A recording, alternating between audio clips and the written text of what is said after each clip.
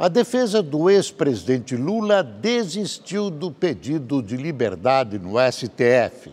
A decisão foi para evitar uma possível discussão na corte sobre a elegibilidade de Lula. Com as chapas definidas agora, os partidos têm que registrar as candidaturas no Tribunal Superior Eleitoral. Mas mesmo depois disso, os nomes na disputa pelo Palácio do Planalto ainda podem mudar. O primeiro a registrar a candidatura à presidência da República foi Guilherme Boulos, do PSOL. Os candidatos têm até o dia 15 de agosto para oficializar o registro no Tribunal Superior Eleitoral. A partir daí, começa um processo de avaliação da chapa para saber se os candidatos estão aptos ou não a entrar na disputa. Depois que a candidatura é registrada, abre-se um prazo de 5 dias para que o Ministério Público Eleitoral e outros candidatos questionem o registro e peçam a impugnação, ou seja, o cancelamento da candidatura. Depois disso, o processo segue para o ministro relator do TSE, que é sorteado eletronicamente. É ele quem vai decidir se aceita o registro do candidato ou não.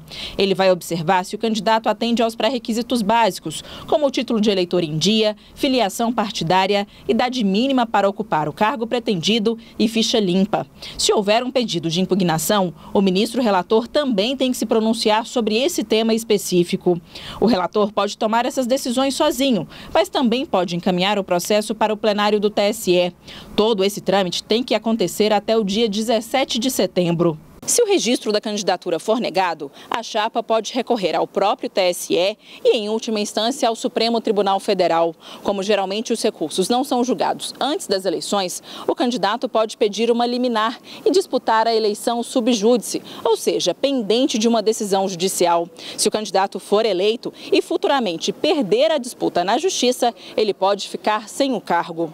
Mas para evitar uma briga prolongada na Justiça, os partidos podem substituir os candidatos. A substituição é prevista para os casos de indeferimento de registro, renúncia ou falecimento. Nas eleições de 2018, o prazo para substituição de candidatos vai até o dia 17 de setembro. E essa é a data que está marcada com atenção no calendário do Partido dos Trabalhadores. Como a candidatura do ex-presidente Lula é cercada de incertezas por causa da condenação em segunda instância da Justiça, no caso do triplex do Guarujá, Lula deve ser substituído até essa data. Então, Fernando Haddad deve assumir o cargo de candidato à presidência da República e Manuela Dávila, do PCdoB, entraria como vice. A candidatura de Lula pode ser barrada já na primeira fase de avaliação do registro da candidatura. Se o TSE entender que a condenação em segunda instância já torna o ex-presidente um ficha suja, ele não poderá concorrer. O ideal é que se faça a declaração pela Justiça Eleitoral, não só do ex-presidente, mas como de milhares de candidatos ficha suja que estão escolhidos em convenção como candidatos e que submeterão seus registros à Justiça Eleitoral. E aí caberá à Justiça Eleitoral avaliar cada um dos casos, processando o pedido de registro e definir se há ou não inelegibilidade. Se houver, indefere o registro de candidatura. Uma outra possibilidade deixou de existir nesta segunda-feira. Os advogados de Lula desistiram de um pedido feito no Supremo Tribunal Federal para que o ex-presidente esperasse o julgamento dos recursos a que tem direito em liberdade. Os ministros poderiam aproveitar o julgamento do habeas corpus para decidir a situação eleitoral do petista. Se a decisão fosse pela inegibilidade, Lula não teria como recorrer a outra instância. A defesa de Lula, ao procurar retirar esse pedido, esse requerimento, tenta corrigir seu erro.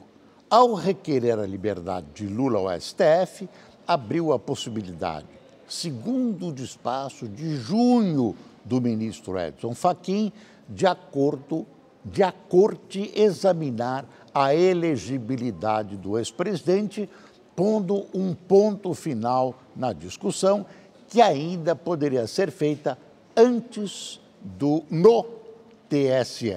Então, foi um equívoco, um erro da defesa que agora a própria defesa tenta corrigir. Abriu um flanco na possibilidade de o STF decidir definitivamente que Lula é inelegível, e é mesmo de acordo com a lei da ficha limpa.